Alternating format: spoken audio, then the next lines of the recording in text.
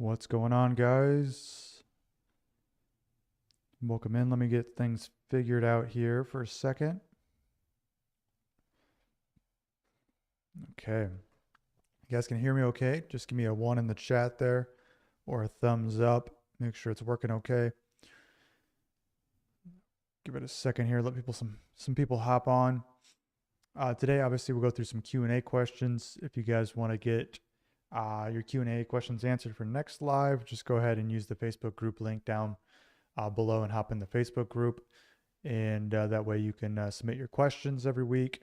Today we're going to talk about some listing stuff. Okay, so some fun stuff here, some not obvious stuff as well, some things to look at as far as writing and creating a great listing to convert better. With Amazon, it's very important to essentially beat out your competitors in your conversion rate. Conversion rate meaning if you have 100 people come to your listing, you have 5% actually buy. That's a 5% conversion rate. Okay. We want to beat those metrics for other competitors on certain keywords. Obviously, relevant keywords, all keywords that are relevant to your product apply here. But obviously, if you are selling some swim goggles and you show up for lemon squeezer for some reason, which you wouldn't, you're going to convert not very high there because it's not congruent. Well, that's why Amazon's going to put you, all the way in the back, right? Essentially, because you're not congruent in that keyword, because they look at conversion rate when it comes to, one of the factors for ranking you for those keywords. So if you have a higher conversion rate on a certain keyword versus your competitor, Amazon's going to rank you higher because it's all about customer experience. So obviously in making money. So if you're converting at a higher rate than your competitors, Amazon's going to rank you higher because you're bringing in the most money, and obviously them getting paid out with referral fees and FBA fees, everything like that. And then also you're giving the best experience to that customer searching for that term, because it's over and over again. They've shown that that's what they want when they search that keyword. Okay. And a way to boost your conversion rate is to write good listings. Okay. So let's get into some looking at listings here to kind of talk about that and what it takes here. So I'm first going to give you an example of what not to do on your listing. Okay. And this is it. Now, obviously Speedo is a big brand, so they can get away with things here. But the way things are going on Amazon is that there's products every single day up there that are just as good as Speedo. Or say you go to a manufacturer, you find who Speedo's manufacturer is, and you get the same level of quality of goggles here, and you create a better listing over time, and you have a better price, right? Because you're not relying on your big brand of Speedo. People are going to beat this product out, especially when they're kind of slacking and they're not doing what they should be doing. Now, their review count is good. They have high reviews just in general, but doesn't mean they can't be beat out here. Now, what they're doing wrong is 3 photos, and they're all very generic. There's no lifestyle photos. There's no, these are unisex child swim goggles here, 3 to 8. There's no children playing in the pool. There's no emotional drive here on the photography to get them to buy. And that's huge, right? Photos are everything on an Amazon listing when it comes to driving purchases. Okay. Now there's some other things, but the bigger percentage is always going to be photos. We're visual creatures. If you watch people, shop, I always like to watch people when they're on their Amazon app. Yes, it's kind of weird. I'm looking over their shoulder, but they're just browsing photos real quick, going to the next product, look at the first 3 photos, next product. So I like to put my power images, the first 3 images. Obviously the first image has to be on a white background. I would add some water detail in here. I would add some stuff to kind of bring in some more contrast in this, instead of just, here. So maybe a splash of water, something like that. They have a nice kind of, reflection here, which I do like, but there's a lot more they could do when it comes to this. Now, the next few photos, like I wouldn't even waste my time with these 2 photos. These photos next to for swimming, right? People are more emotionally inclined to this product. Maybe there are some logical buyers out there, but emotional drivers are the main reason people purchase, essentially, right? It's probably 80% are emotional buyers, 20% are logic. If you want to split that down more, obviously it's not a perfect metric. It could be 70% are emotional buyers, 20% logical buyers, 10% are deal buyers. So like getting a sale or urgency or some type of deal, right? That's kind of how coupons work on a listing, or, Amazon Prime Day, people going in there and buying. But I would have lifestyles here for sure instantly. I use all 7 photo spots here as well. If there's certain things that are really important that people are looking for, like, polycarbonate lenses, UVA protection, things like that, I put those on infographics to educate. So that's really big here. So the big thing I like to do in my photos is, one, especially if it's like fashion or something they're wearing, I want them to feel that experience or see a beautiful girl, or, someone that's good looking.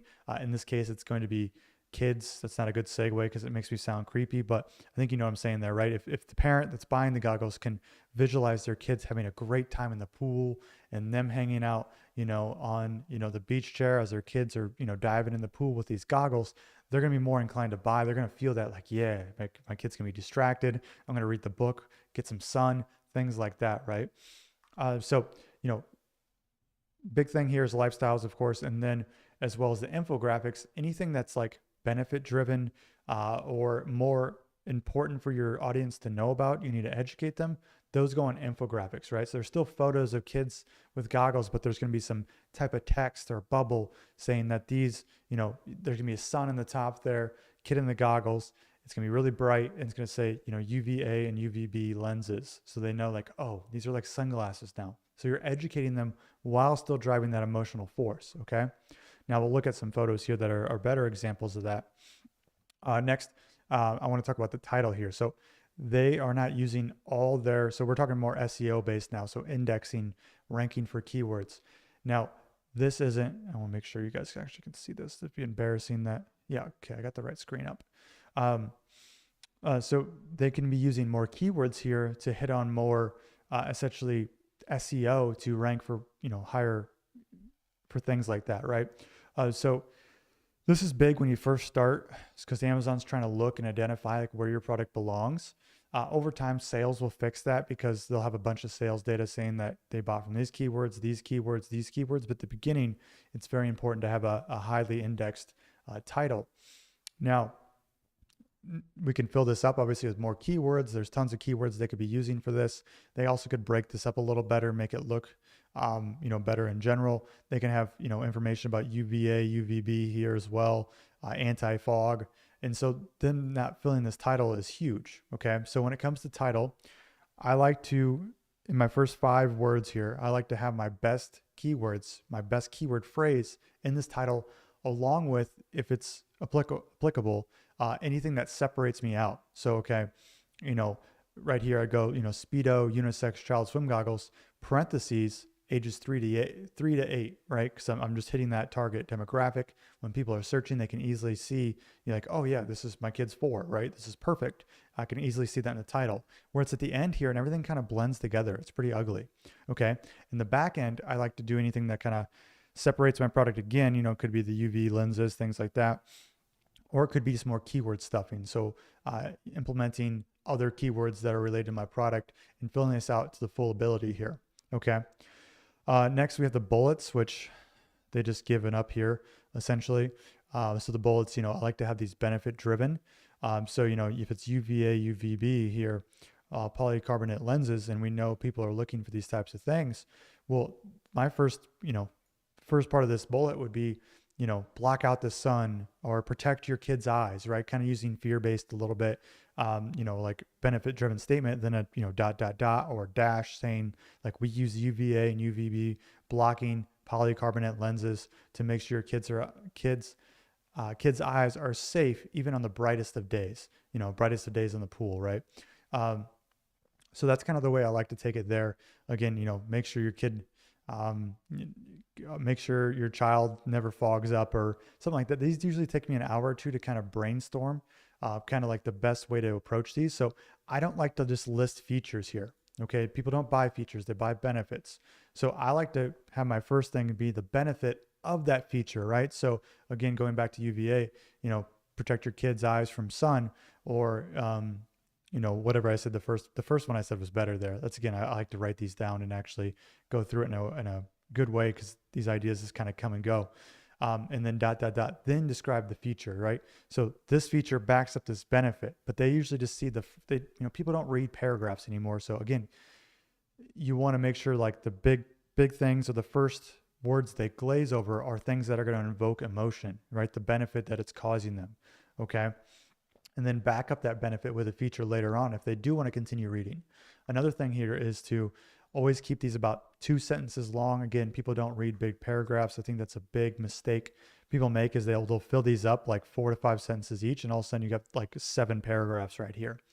Okay, and I don't think that's the best way to go.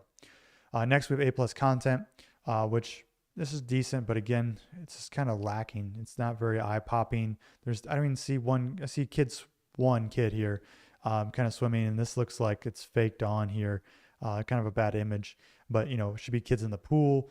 It should have the parents included in here as well to help visualize, them relaxing while their kids having fun, right? Because the 4-year-olds aren't going on here and buying this on Amazon. Probably maybe a small percentage, but the bulk is going to be the mom or the dad, right? Most likely the mom on here. So we want to include her when it comes to invoking that emotion. Okay. Have a video on here. That's fantastic. This video should be up here on the listing as well. So they're missing out on that. Okay. They do have their other products here, which is fantastic. So if you have multiple products, get that on your A+ content. But usually see about a 2 to 5% boost just by having A+ content. As long as it doesn't look fake or generic or scammy, it's really not going to hurt you. If anything, it's only going to benefit you if it looks at least professional and comes off well here, which this isn't. I don't think it's hurting them, but it could be much better. Okay. Now you're probably asking me, hey, Cameron, like that's great and all, but how would I go about doing this myself? Well, first place I start is all my competitor reviews.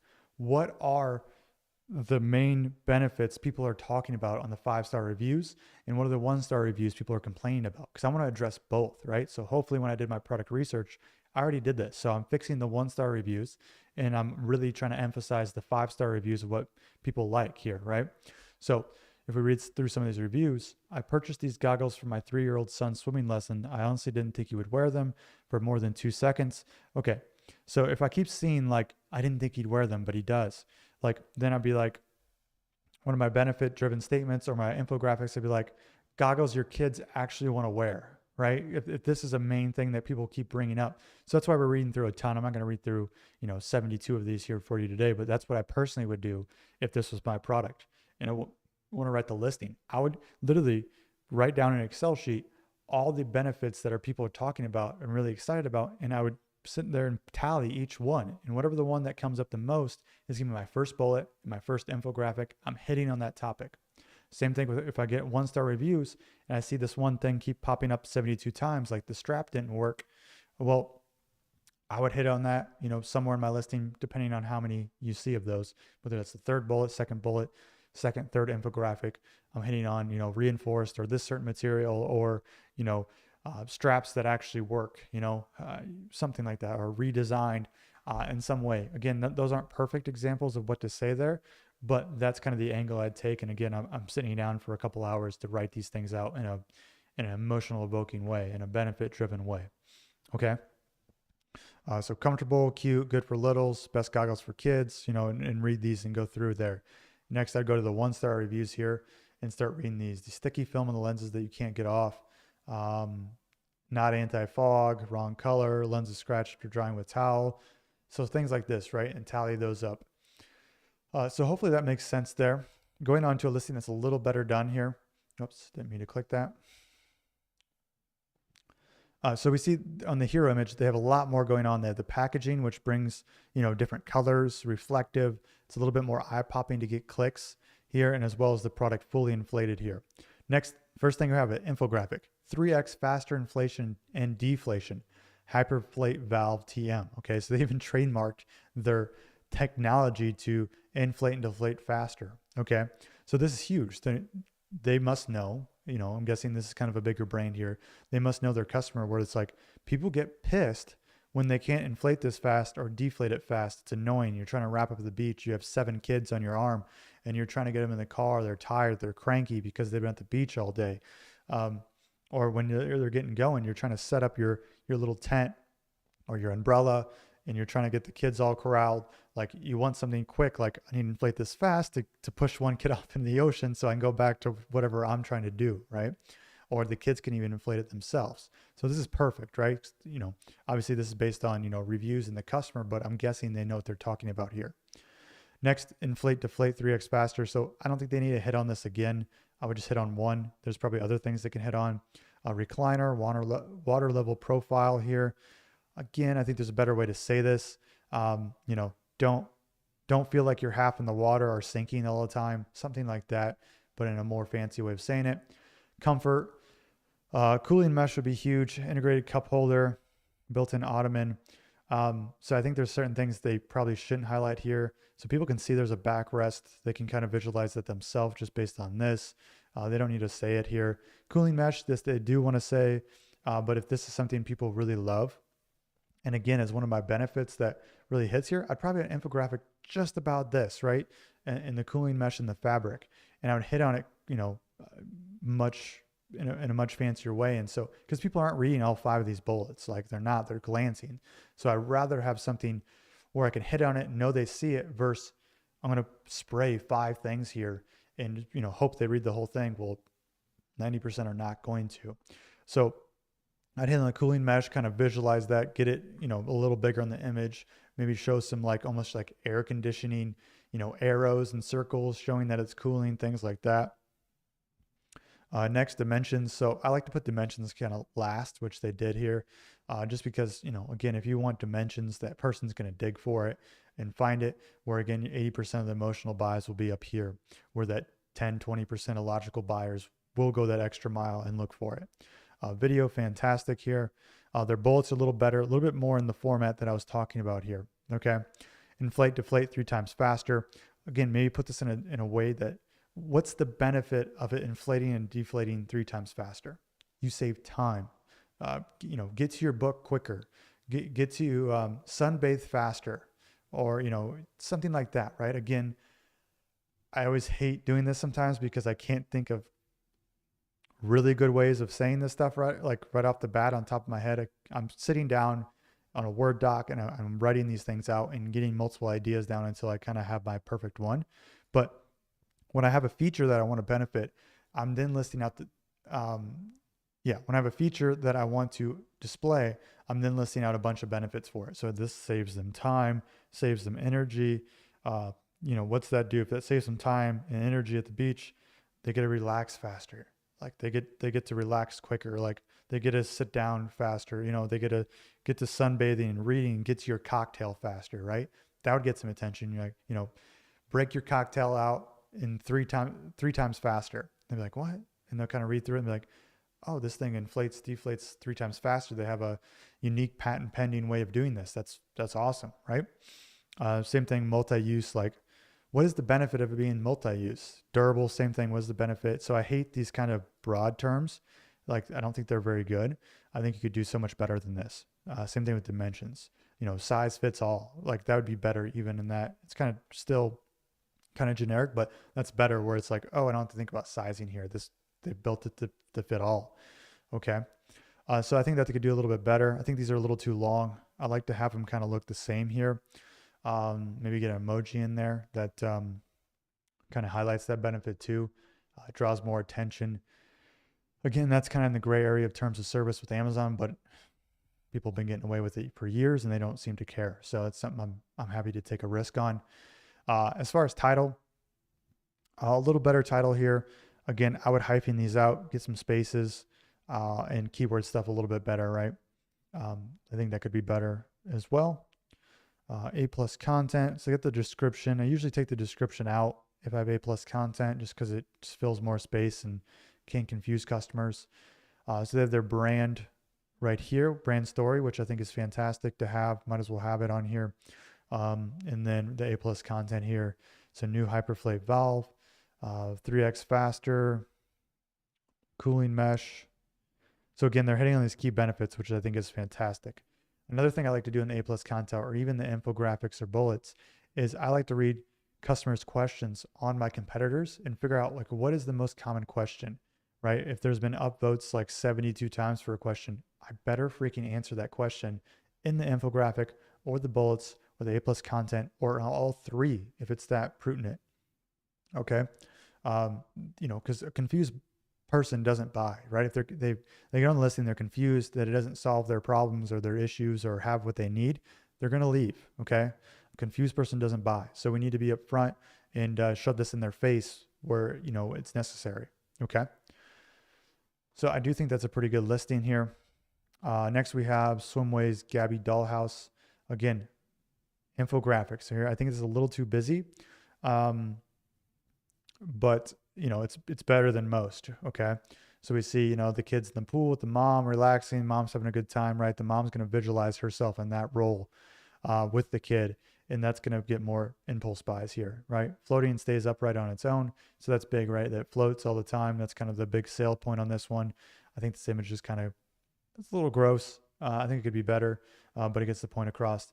And this up here, this text could stand out a little bit more. I'd probably put this on a black background or, fill this image up full and then circle this in some type of border or fill a color and have it pop out a little bit more. Cause I think it just kind of blends in. I don't like this too much, but definitely more visual aid here to kind of see the toys being used.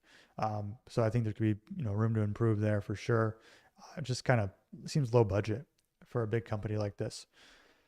Next we have the title. Also no video here.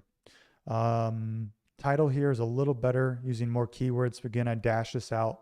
Swimaway Gabby's Dollhouse Floating Figures. Maybe, if the big selling point is it never sinks, I put that in like parentheses right after here, parentheses, never sinks, exclamation point, or something like that, right?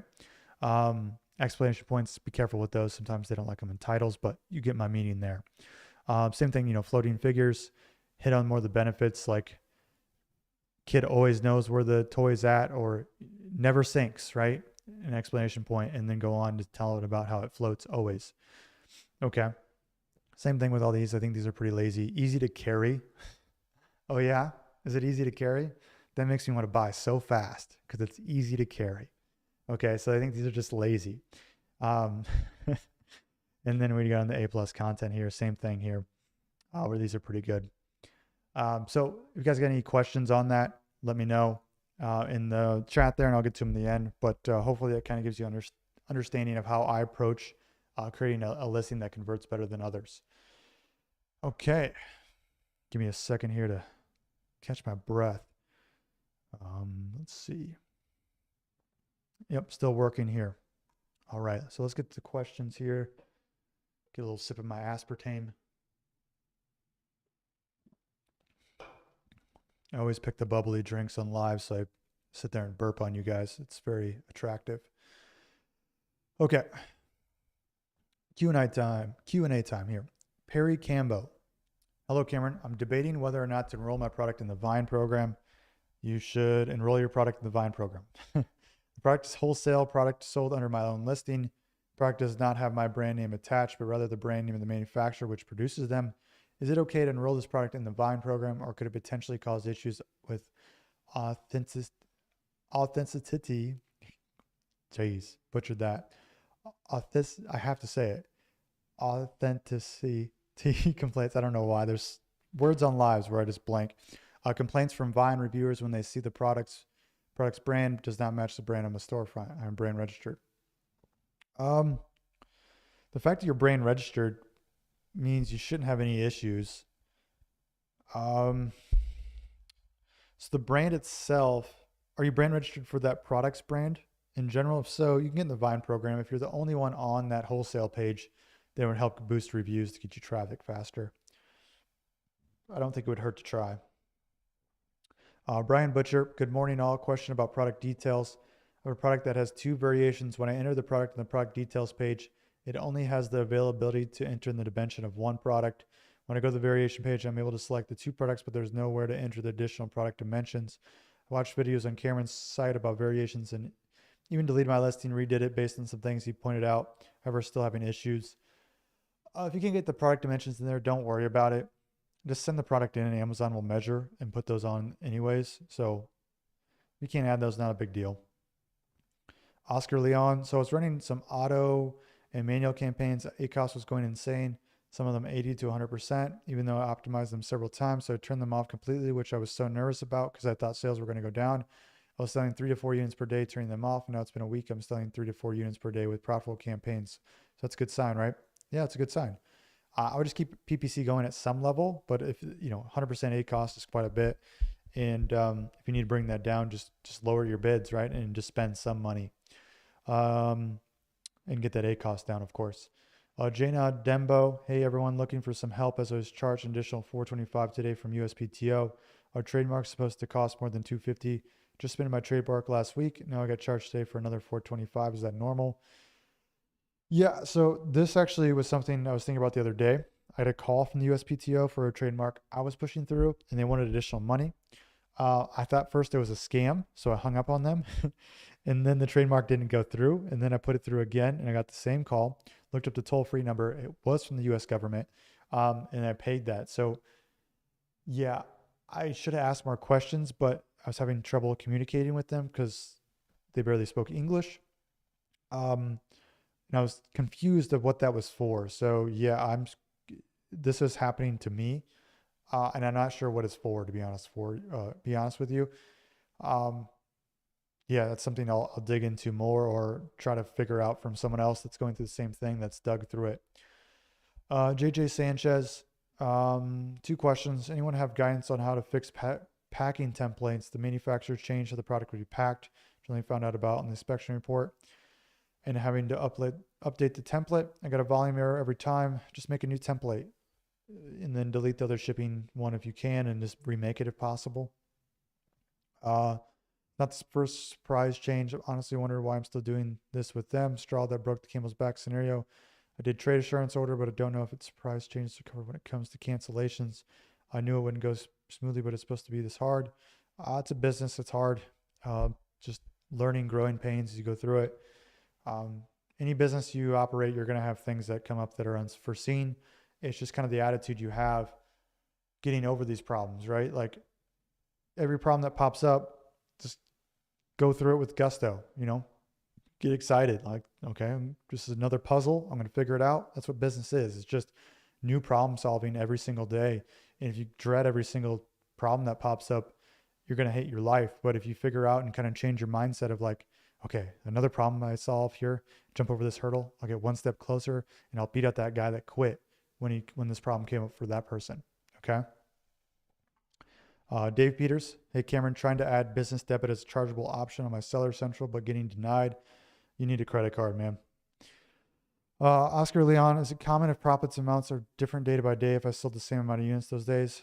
Yeah, it depends on what charges came through your accounts that day. That's why I like to track profit on like a software like Helium 10 to kind of figure out like, oh, my PPC went through that day, or my storage fees went through that day, and kind of figure out what's going on, and you kind of stay up to date by watching that.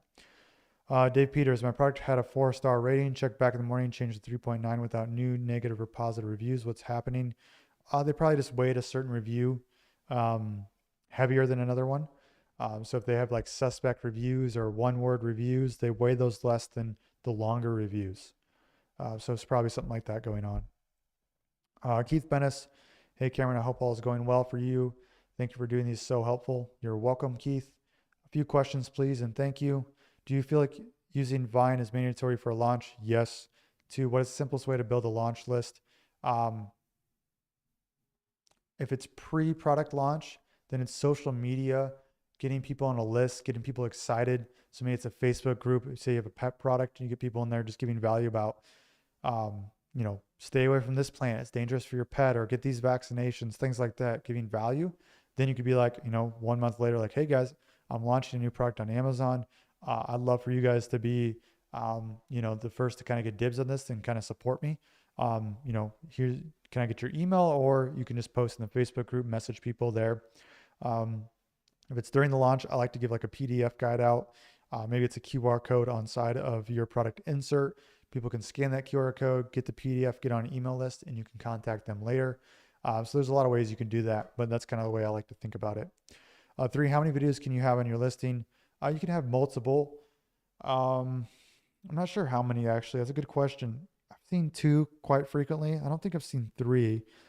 People can list videos on reviews, and those will pop up kind of later in the listing. But 2, I wouldn't have more than 1 is all you need. How many people are watching multiple videos? I rather just have one better one and just show that. I have an instructional install video and product use video. Was wondering if the best approach. Yeah, if you have that, you can also send the video um, to them or have the QR code go to the instructions video on their product insert or on the packaging that just goes to a private YouTube page or something like that. So you can think about it those ways. You can also have a certain video on your listing as well as the A+ content. Cool, guys. Let me go to the chat, see if there's anything popping in there.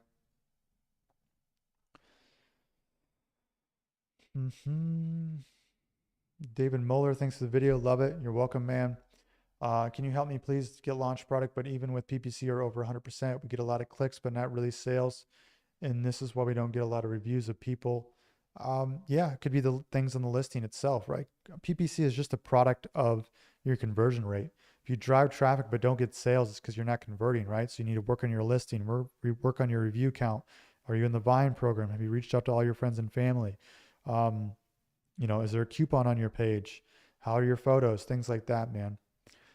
Sometimes, when you first launch a product, PPC isn't viable. If you're in a competitive field, you need to get to a certain review count where PPC even makes sense. Doesn't mean you can't, have PPC on some level, but there's certain products where I test for 2 weeks, and if PPC is at 120% ACoS, like, okay, I'm going to start driving external traffic, TikTok shorts, influencers, YouTube shorts. I meant to say with TikTok there, long form YouTube videos, email lists, things like that.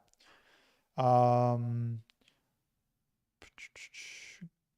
Gulad, out of topic question here. Can you handle this? Can you handle the LLC brand registered trademark stuff afterwards? What I mean by afterwards is your product is already selling on Amazon. Technically, yes, but I like to set this up right away. Ryder, yeah, infographics are game changer. Agreed, especially depending on the product. Patel, hello, sir. How's it going? Mohammed, have you already talked about the title, writing the PL brand name first thing in the title? Yeah, you can. That's why I like to keep my brand name short and sweet so it doesn't take up too much real estate. But you can have your brand name there, or you can not. If you have your listing locked, most likely you're going to need it there. But just depends on the brand name and the product itself. How to get high quality pics for the product. Have a good photographer and have a good graphic designer as well. So, I have a whole video on YouTube. Just type in Cameron James photography and I talk about services there. Chris S., what is the storage limit for new sellers? Depends. They just rolled out a new program for this.